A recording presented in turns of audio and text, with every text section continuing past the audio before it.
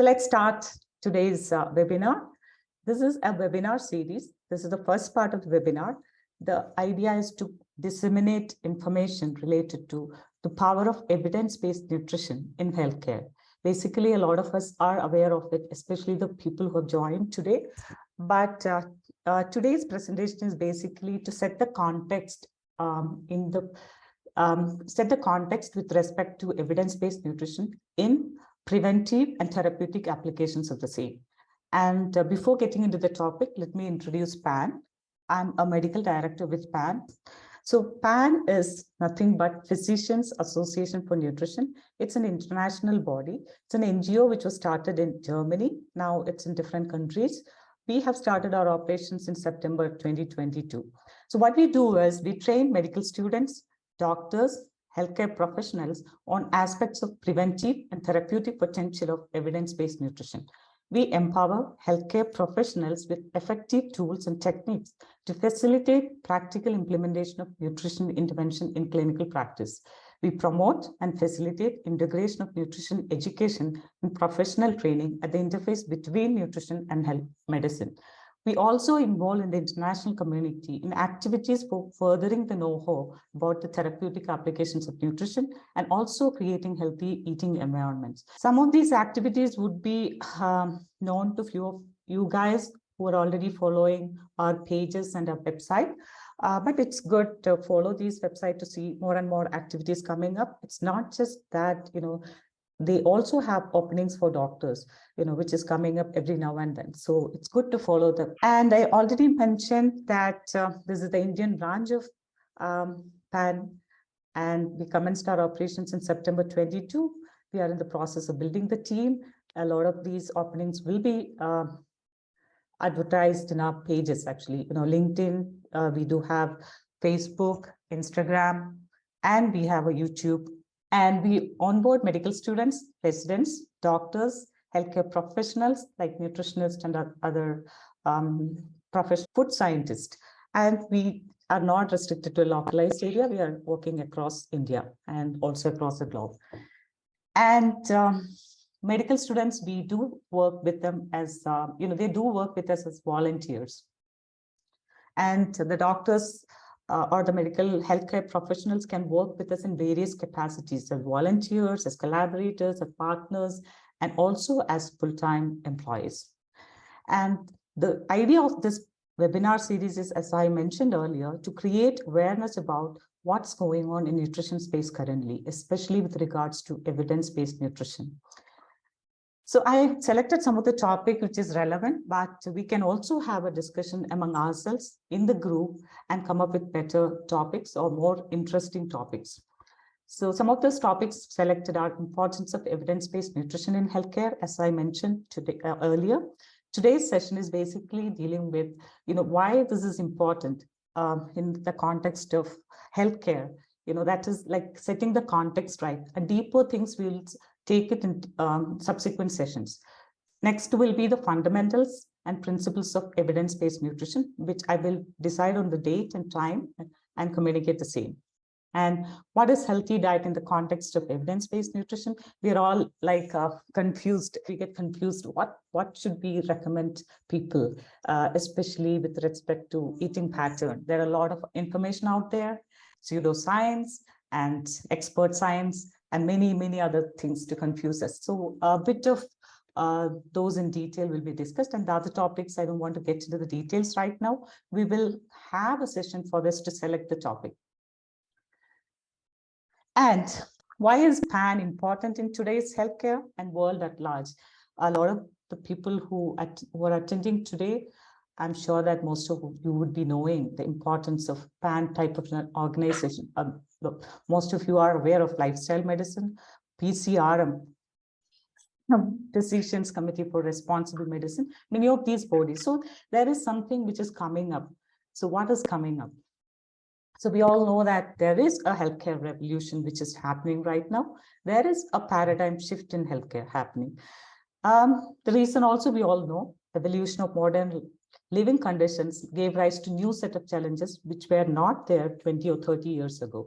If you check WHO's urgent health challenges for the next decade, you can see that some of those things mentioned there was not there even in 2019. Climate crisis is one of them. Health equity, that itself came into picture or importance because of the learning from pandemic.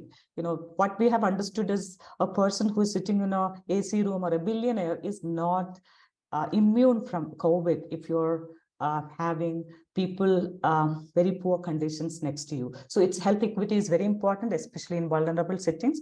Food insecurity, we all know that still we have a lot of people starving in the world, and we as middle class and upper middle class population still don't have access to healthy food all the time. There is unsafe food. There is a lot of, food itself is adulterated, and we are not getting the exact healthy food in front of our tables.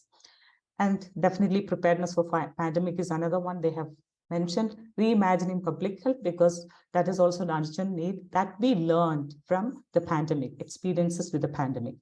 And in 2019, they also have told that non-communicable disease is a major challenge for the decade, which needs to be addressed. Antimicrobial resistance was another one. So this kind of whole thing has given rise to a new set of needs for the healthcare.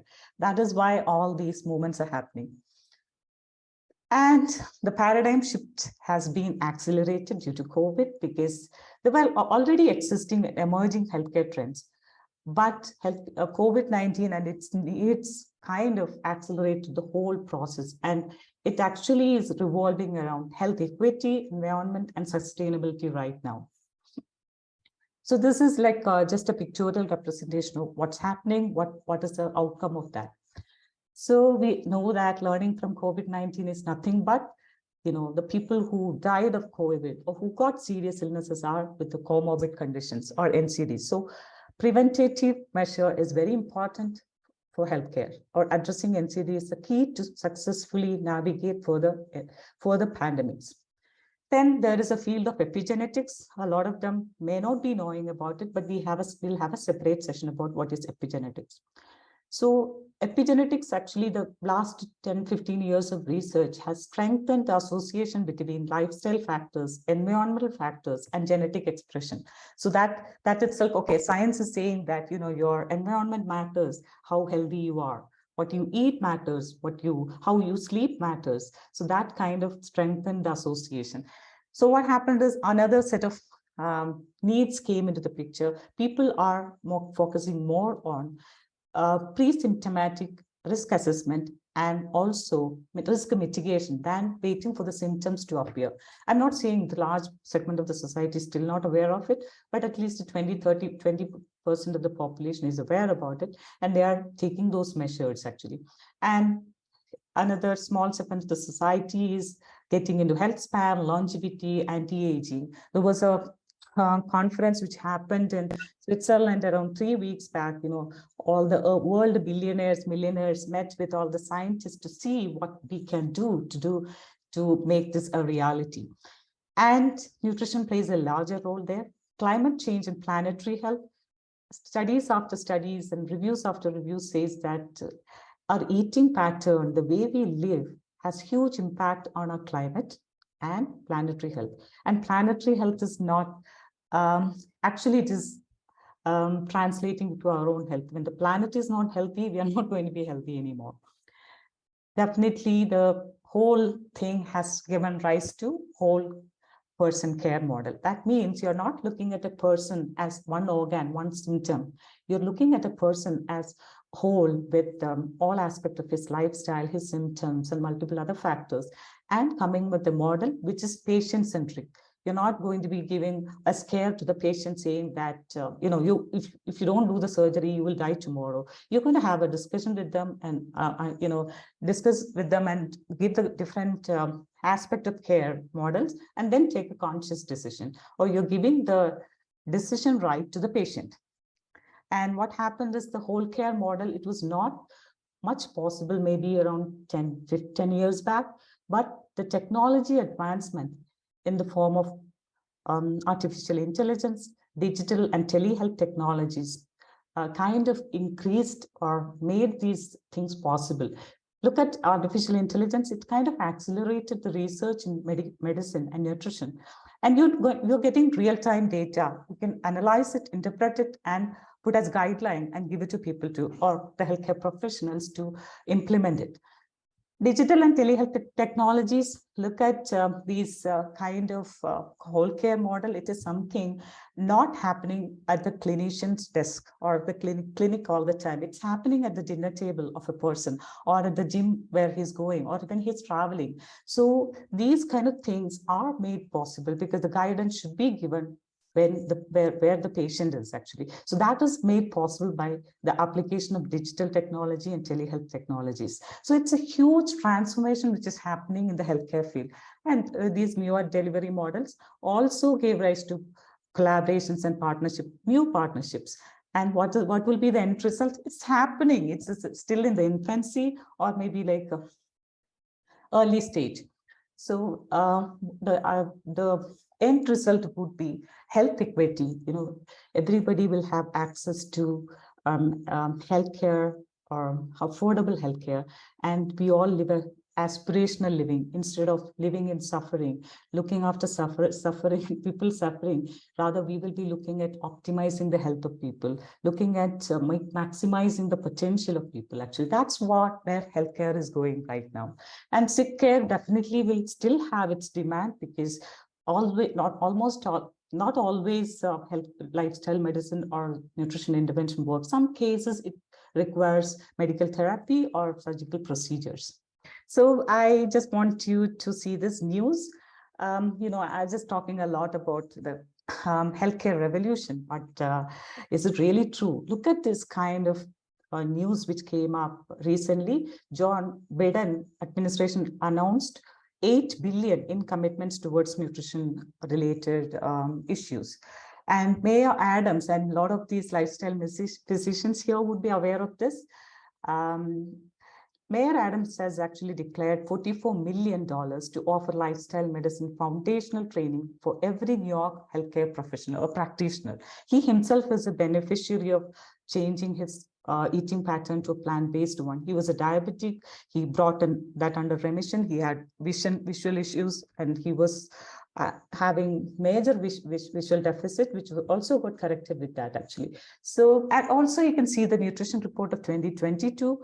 There is an unprecedented number of commitments to take action on nutrition worldwide, and the amount is US dollars 42.6 billion in financial investments. So there will be a lot of research coming in. There will be like organizations like PAN coming in to create awareness, educate and train medical or healthcare professionals. Actually, you can see that happening in the next few years. I mean, we'll start from 2023.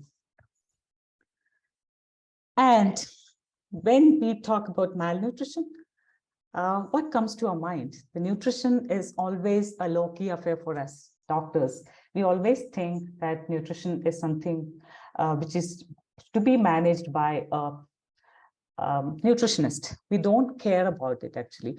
So actually nutrition, because we see nutrition as something which is needed when there is a problem of undernutrition or stunted growth or malnutrition issues like marasmus, kwashiorkor, those kind of things actually. Also, in some cases, I've seen people come for nutrition guidance, so to lose weight. That's all our understanding about nutrition. But nutrition has a huge impact on our health beyond all these actually. So nutrition plays a large role in our NCDs, diseases of dietary excess, which is either overweight, obesity, or NCDs like non-communicable diseases like hypertension, diabetes, those things, and micronutrient deficiency. Micronutrient deficiency is something which we all as doctors see.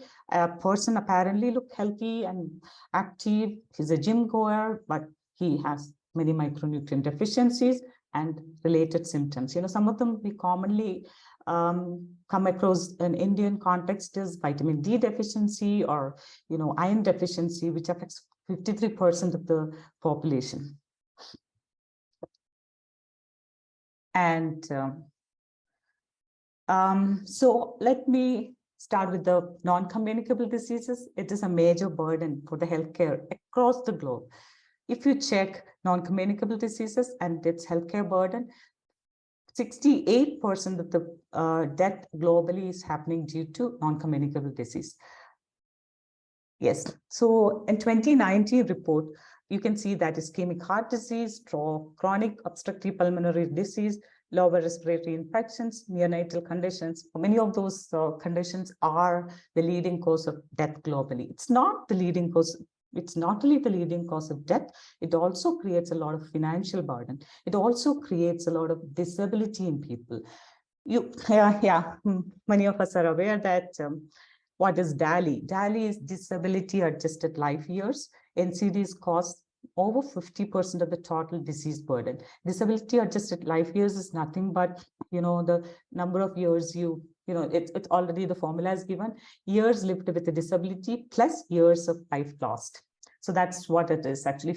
For example, if a person, average lifespan of India is around 76 years. So the person contracts, a person develop NCDs by the age of 35, and he is going to be on medication from 35 to around 55 or 60, and 60 he dies. So this 35 to 65 years is where he's living in disability, and also those 5 or 10 years of extended lifespan, which he would have got if he didn't have these diseases.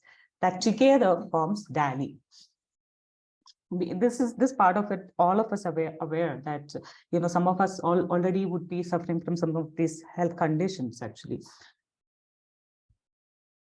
And because of that financial burden of the countries and globally, or in our own countries, huge actually. I was reading an article about NCDs and its impact in the Indian context. So an average Indian, actually, if a middle class average Indian spent around 15,000 or 16,700 or something for healthcare needs, like buying a paracetamol or any of those kind of medications annually, of a family of 4, a family with 1 person NCD will be spending triple or 4 times of that amount. And most of the cases, these people, especially the lower middle income people, they do not have a lot of money, or so what they do is, like, when they have some illness, they go to a hospital, and they'll not have the money to spend on the hospital. So what they do, they take loan, and they will be like, after coming back from the hospital, they will be spending all their earnings for the loan which they have taken. And I have come across a similar case, which we all helped him to come out of it. Actually, one of the driver who got some respiratory illness around 1 year back, he was hospitalized. He had to pay around 70 or 80K. Once he came back, he had to sell his car. This is how it's not a sustainable model. You can say that, some of the hospitals are short-term successful because of all these models, but it's not sustainable. How can you keep on extracting money from people? You can do that to a certain extent where they can do, they can manage, but beyond that, they will not start going to the hospitals. And this is basically the global burden of diseases. I don't know whether you can all see the slide well. Are you able to see this slide well? Yes, doctor. Perfect. So, high global burden of diseases says that high systolic blood pressure, dietary risk like high fat, high saturated fat, many of the dietary risk factors, which will be discussed in the subsequent slides, high fasting blood plasma, high body mass index, high LDL cholesterol, all majority of the reasons for global burden of diseases. So when you check this, if you check this particular slide, you can understand that all the red ones, marked with the red, are actually connected. Because of the strong interrelationship between these risk factors, the true driver of this cluster is likely diet, the risk in BMI, or both, with a knock-on consequence on fasting blood plasma or systemic blood pressure. This we already know. That's what global burden of diseases say. So all these risk factors has, finally, it is boiling down to your diet. And this is a little bit of our numbers, Indian numbers. So I just took 3 of those major ones. One is from WHO statistics, and one is from ICMR and ASSOCHAM. It is an industrial body which they have done a study in 2021. So NCDs account for 60 to 62% of the death in India. ICMR says that it was only 37.9% in 1990 to 62% in 2016. So it's like alarmingly going high. It's so high. I mean, how many percent? I mean, it's doubled. And the probability of dying between 30 and 70 years from 4 major NCDs in India is 26%. That means 1 out of every 4 person is dying between 30 and 70. 1 out of every 10 person aged 18 above has high blood sugar. I'm sure that it is much more right now. Every 4th individual in India aged above 18 has raised blood pressure. So that is obvious, because that I would like to take as a separate session why this blood pressure condition has gone high in India.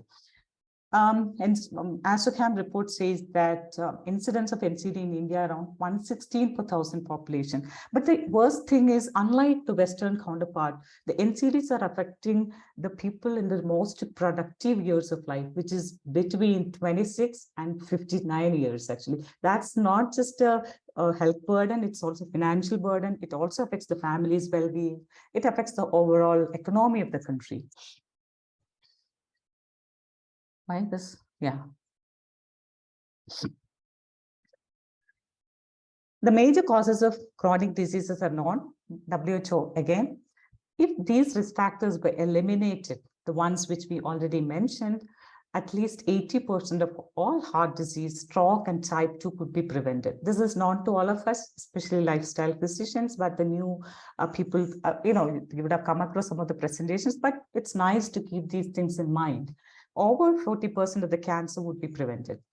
And the major communicable diseases, non-communicable diseases share 4 behavioral risk factors, which is again known to us: tobacco use, unhealthy diet, physical inactivity, harmful use of alcohol. Tobacco, which is now only very smaller segment of the population uses it. There was a lot of controversy in the beginning when it was started in 1950 or 60, but over the years, people know that tobacco is bad for health. And there are a lot of advertisements, there are a lot of campaigns, and policymakers made it clear that it is known to people that it is harmful for their health.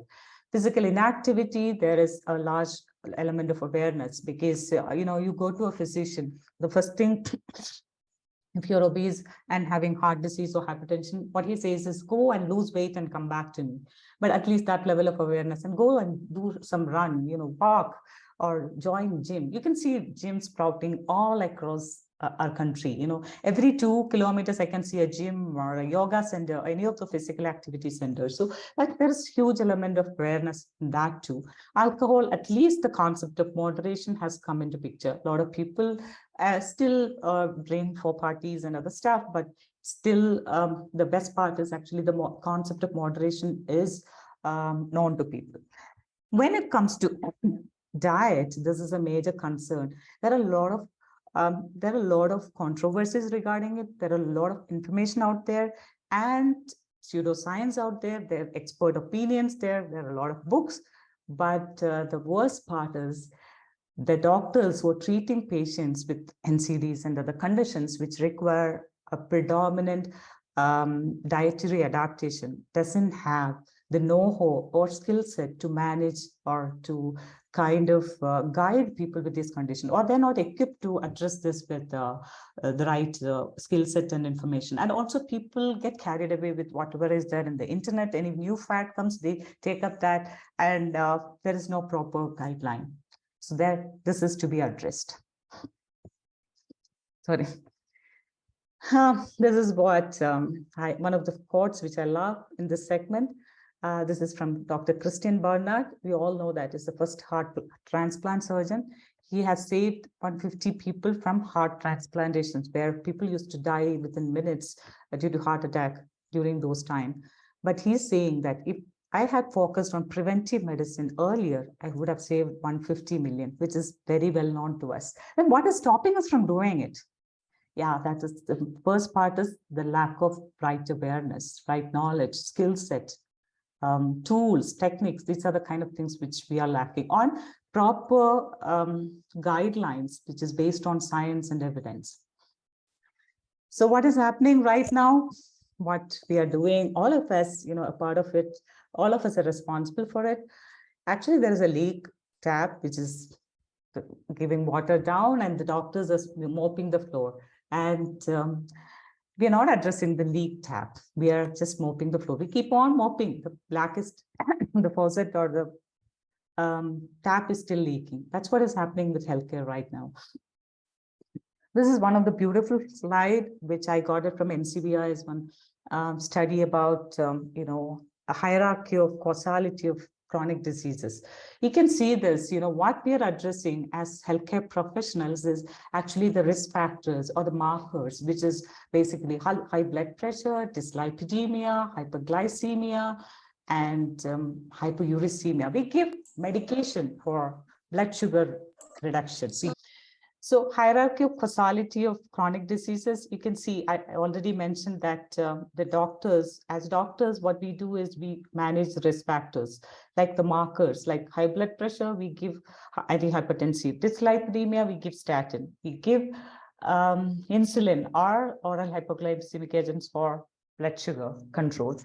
But we are not looking at the root cause of these problems, which is, which we can say that there is a proximal cause, there is a medial cause, and distal cause. If you look at, distal cause, I do agree that there is an element or large element of involvement from policymakers and industry leaders required. But look at the medial and proximal. Yeah, that will happen over the years because there is a huge element of awareness among industry bodies and the policymakers. That's what is seeing in the news itself. But that will take time to really implement to the grassroots level. But as doctors, we can definitely work with medial causes and proximal causes once we are having the right knowledge, training, having the right equipment to manage this, and the patient is committed. Some of our patients, I don't want to be discussing a lot of those ones here, which real examples of making those changes actually. So, some of them really did it only with lifestyle, and some of them with lifestyle and minimal medications. Some of them, maybe kind of brought in their condition to a long-term remission.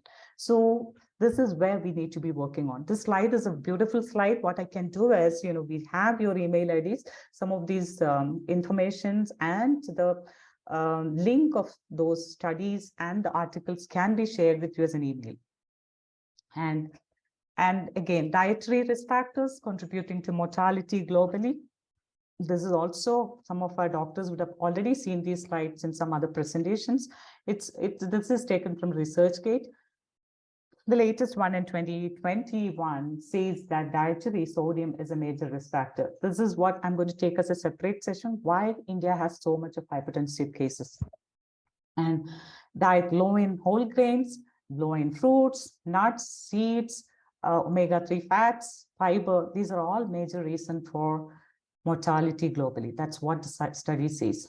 And so with that global numbers, let's take a look at Indian statistics and India's burden. When it comes to malnutrition, unlike the Western developed counterpart, they are actually in the state of tackling NCDs more because malnutrition is a rare occurrence in most of these countries. But we do have the double burden of malnutrition in India. One segment of the population, or a large segment of the population, is affected with undernutrition, stunted growth, iron deficiency anemia. As I mentioned, 53% of the Indian women are iron deficient. Also, one study was, I was reading through a study, but authenticity is still not clear, but can be taken as a reference. 40 to 90% of Indian, urban India is vitamin D deficient, and many of those deficiencies. And on the other side, we have NCDs. As I mentioned earlier, NCDs kill 62% of the people in India. And we all know that diabetic capital, we have wonderful names like the diabetic capital of the world. We have the second largest number of obesity cases in the world. And the third one I wanted to bring to your notice is there is a beautiful series or documentary in Prime. It's something called Overnourished, Overfed but Undernourished. It is very obvious in Indian middle class, especially urban middle class population. A lot of them, the kids are obese, or even adults are, BMI is around 27, 28, but, or some of them have healthy weight, they're going to the gym, look fit and nice, but they have micronutrient deficiencies. So these are some of the things which we need to be aware. Somebody who comes with you with a lot of negative symptoms and depressive symptoms and not able to do anything, immediately we put them into a psychiatrist. But instead of that, we need to assess their dietary intake. We need to see whether lab report shows any vitamin B12, D deficiency. We as primary healthcare providers, we need to address that at first before referring the patient to a psychiatrist. So then actually the revolution start. How does a healthy diet look like? There's a lot of controversy, but I would like to bring some authentic references here. So Eat Lancet. Eat Lancet is, most of us would have come across what is Eat Lancet. Eat Lancet Commission is actually came up with a reference diet for globally, for all of us globally, basically, for people and the planet to remain healthy. So this is how the plate looked like. This is done by 80 scientists from various fields across the globe, eminent scientists, actually, world-renowned scientists, and 16 countries. So the authenticity, you don't have to be thinking too much about it. So it is a very authentic reference plate. So look at the plate, half of the plate is filled with vegetables and fruits of color and variety. You can see a portion of whole grain and portion of legumes. So legume portion and whole grain portion are almost similar. And you can also see very small portions of animal products and dairy. But look at the quantity of animal products in comparison with whatever you're getting from plant products, plants. So that's very important. And that is not only good for our health, but also good for our planetary health, which I will discuss as a separate session later. And look at Canadian plate. This is also kind of very well respected plate, very well followed by most of the scientists and people across the globe, again, which is very similar to what is recommended by Eat Lancet Commission. And again, half of the plate is vegetables and fruits, 1/4 portion whole grains, not refined grains. So we eat rice is not right. So we eat large quantities of refined rice and a small portion of proteins, predominantly from plants. And yeah, when it comes to Indian diet, what does Eat Lancet Commission says? There was a PubMed article, NCB article about, how, they have done a comparison of the current Indian diet with the Eat Lancet reference diet. What it says is the calories are not much higher when compared to, the reference diet, but we are consuming very less quantity of fruits, vegetables, non-cereal proteins. So where is the calorie then coming from? It is majorly, predominantly coming from processed food. You can see that every household eats chips, cakes, cookies, what is there in it actually? Most of them don't have anything, or rather give a lot of refined carbohydrates, some saturated fat and trans fat, which is not helpful for health. That's what it is giving actually, because why we're doing that? Because your doctor is not able to advise them to eat healthy the right way. Second is that there are a lot of industry players who want to make profit, so that people eat things which they feel pressurized when they're eating. It's just, we are in a pleasure trap. We need to be getting out of it. And another one is proteins. Definitely we are deficient in protein. 80% of India is protein deficient. I do not deny the fact. 6 to 8% of calorie only is coming from protein, whereas reference diet says that 15 to 30%, 29% is what Eat Lancet reference diet says. So we need to work on this actually, but then the doctor should know what proteins the client or the patient can take, right? So the patient, we are deficient in protein, not because we are not having animal products, because we are not capitalizing on our legumes or our nuts, seeds. We are predominantly eating, I have seen a large segment of younger population, gym going people who are consuming large quantities of animal product to gain those muscles. And even if we tell them initially, they will not listen to us actually, unless they see Game Changer or similar documentaries. So, they say that, 250 to 300 grams of protein they consume in a day. The reason, muscle, building muscle. Another, vegetarian group which came across, it's not like one person, many people, some of them are consuming around 5 to 6 servings of dairy, which is giving them around 30 or 25 to 30 grams of saturated fat, which is well above the recommended daily allowance recommendation by American Heart Association, which says 5 to 6% of the total calories, which comes around 12 to 13 grams. Then we are saying that we are having high incidences of NCDs. So these are the things we need to be addressing. And ICMR plate, ICMR 2021. So this plate is also very similar to EBNWebinar plate, except the fact that the grain portion is a little on the higher side. They also had added fruits and tubers as part of the vegetables, actually. So otherwise, it's very similar to what EBNWebinar Commission says. But again, I have some concern regarding the grain consumption. Instead, I would recommend a half grain portion, half legumes and other proteins, actually. But we can discuss this in a separate session. And these are all preventive things. What about nutrition intervention in chronic diseases? All these years, we knew nutrition as something which will help us to kind of, manage the deficiencies, but we never focused on therapeutic applications of nutrition intervention.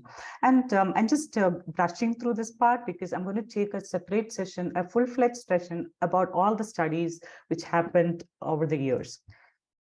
And therapeutic application, one of the studies which most of us from lifestyle medicine knows this. This is a portfolio trial. Basically, what they have done is they have given a portfolio diet to one group of people, and portfolio diet contained plant-based food and soy proteins, soluble fiber, plant sterols and stenols. And another one was a controlled diet. They just controlled the saturated fat. And the third group was with statin. But you look at the graph, the lower down with the square and the triangle. Triangle is actually the portfolio diet. Basically, the control diet is the diet, portfolio diet, and the statin actually has similar result when compared to the control diet. So it just acted within 4 weeks. Within 4 weeks, we can bring down the LDL level by 30 points. This is another study by CHIP. CHIP is actually Complete Health Improvement Program, which is very popular in the US. And it is incorporated into Mediclaim policies and available many of the hospital rehabilitation programs. So they have done an 8 weeks plant-based diet with 30 minutes of physical activity. There was a 30 millimeters of mercury reduction in 8 weeks for systolic blood pressure, and for average, and 28 millimeters of diastolic blood pressure. So it is something which doesn't need years of effort, actually. It just needs the right guidance and right intervention. That's all, actually. So I'm not going to do a lot of studies in this segment right now. We will come back to it with proper, proper discussions. And this is how the management of NCD should be, which is again known to most of us. Lifestyle intervention should be the primary line. A person comes 30 years with hypertension, diabetes, metabolic diseases. First line of management should be lifestyle intervention. If you're not doing and putting the patient straight away to optimal medical therapy, you are doing a sin. Actually, you are depriving him of a major thing which he hasn't experienced any time so far. So it's not only giving him a remission of his condition or reversal of his condition, he will also look good, feel healthy, feel very positive. He will enjoy his life. As I mentioned, aspirational living. We are depriving him of those conditions or experiences in life by putting him directly into medication. I'm not saying that it's not easy. It's not it's not easy, but we do have a lot of tools and techniques and protocols and guidelines coming in, and the whole world is transforming. The healthcare world will transform to provide us the best. Stay on, learn the best things. And this I already mentioned.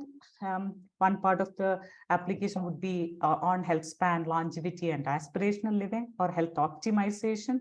So I would prefer to bring this guy in. So Warren Buffett is known to all of us. He once said that, he keeps saying that he's a junk foodie, high calorie. He's on high calorie cola. Many of the videos I have seen him saying all this. But he also said that I have a wonderful doctor who nudges me in the right direction every time I meet him. All in all, he enjoyed remarkably good health. Good health, highest productivity is 92. And how much money and other things he has kind of contributed to charity and other philanthropic activities. So it's kind of that doctor indirectly helped him to reach his highest potential.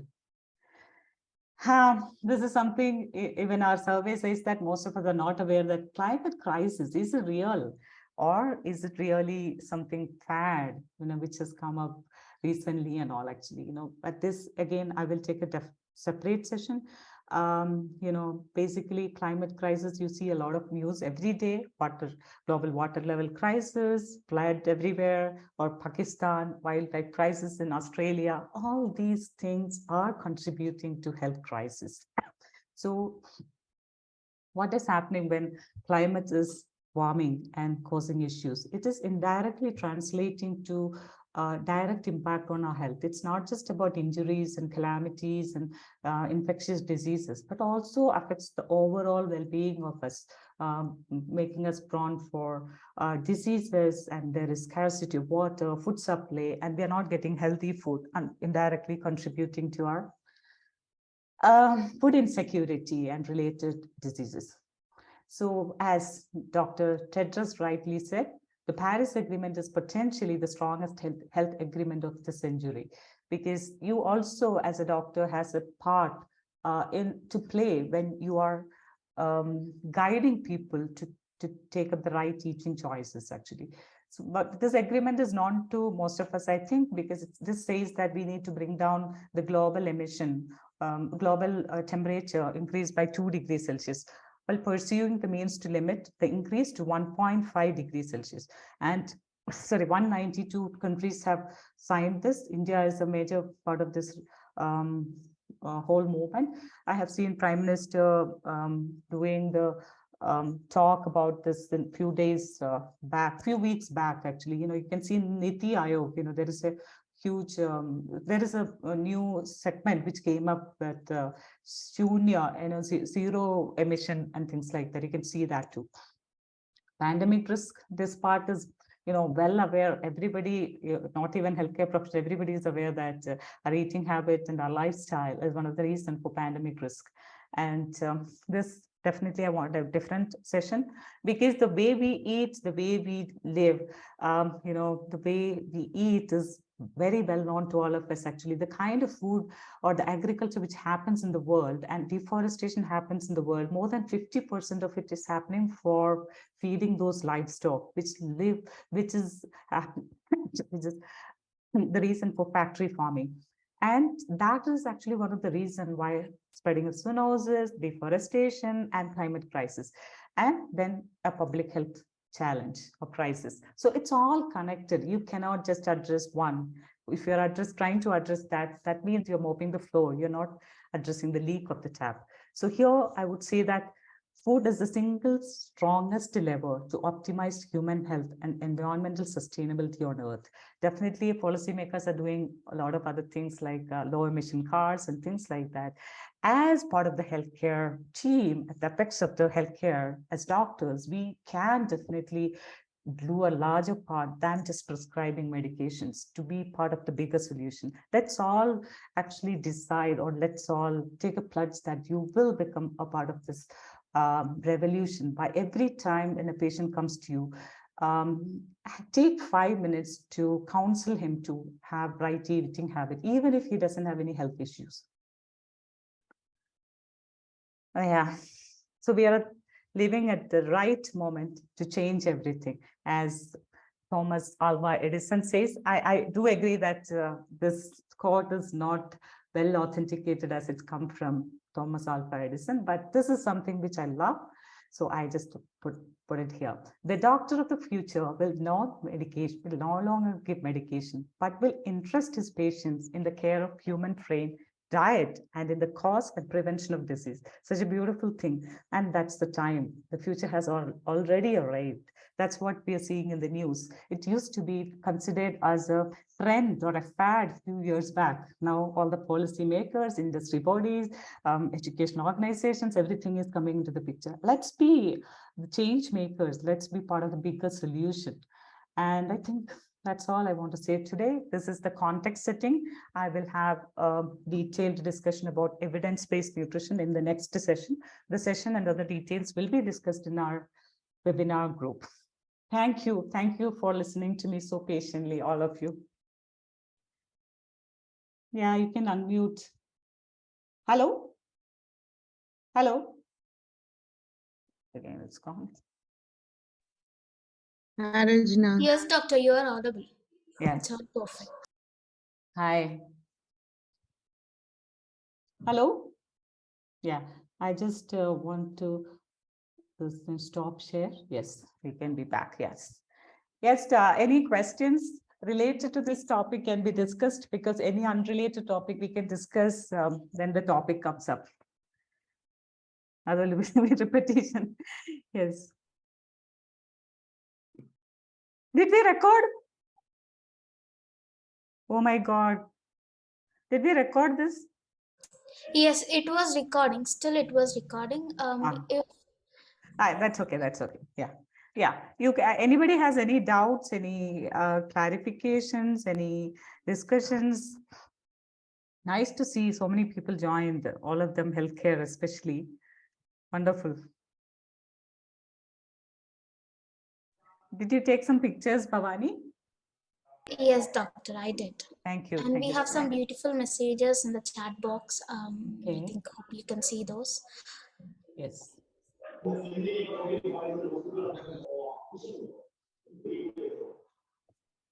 Thank you so much, Dr. Devika, Dr. BN, and Soumya. Thank you. Any questions?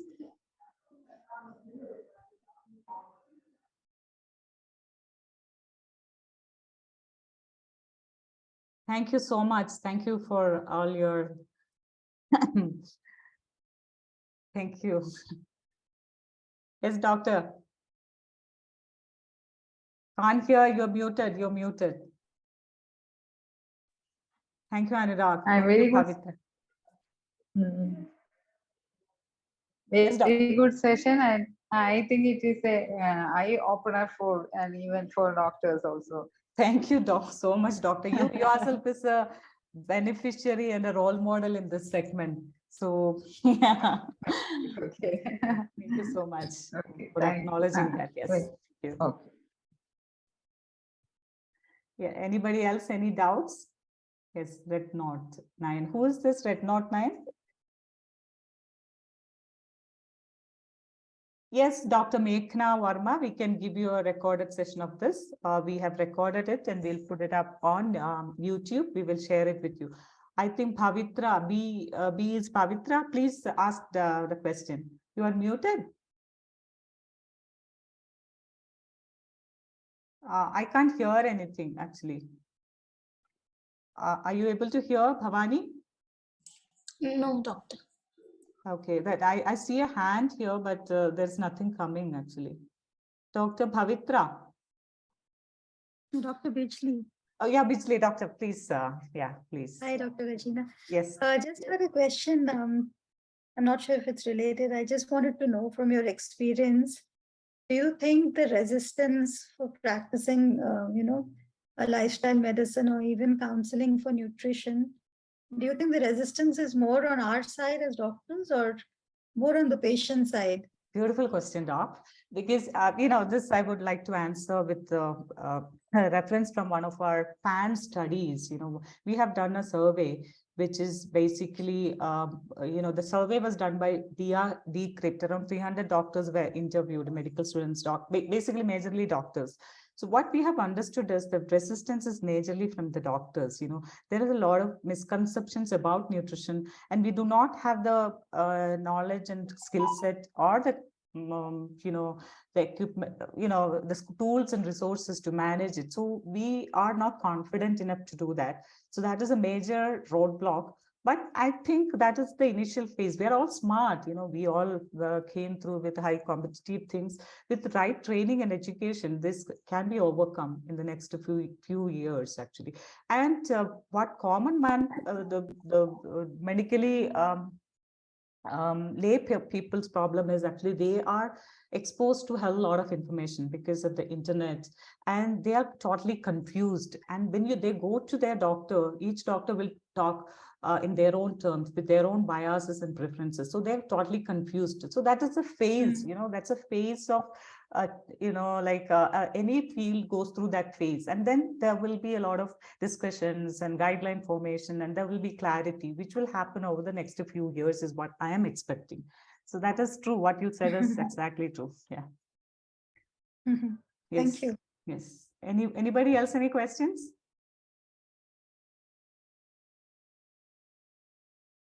Yeah, I can't see anybody having any questions. Anybody, any questions? I can't see the question. Oh yeah, a lot of things. Kushi Kushalappa, everyone that you shared is so relevant in today's world. What is equally wonderful is that the medical doctor is saying this. Thank you, Kushi, for this. It's wonderful to hear from you. I'm so glad that you attended. I'm so happy. And anything else? Any other questions? Nitesh? Nitesh ji? Suresh ji? Yes. Any questions from your side, UK?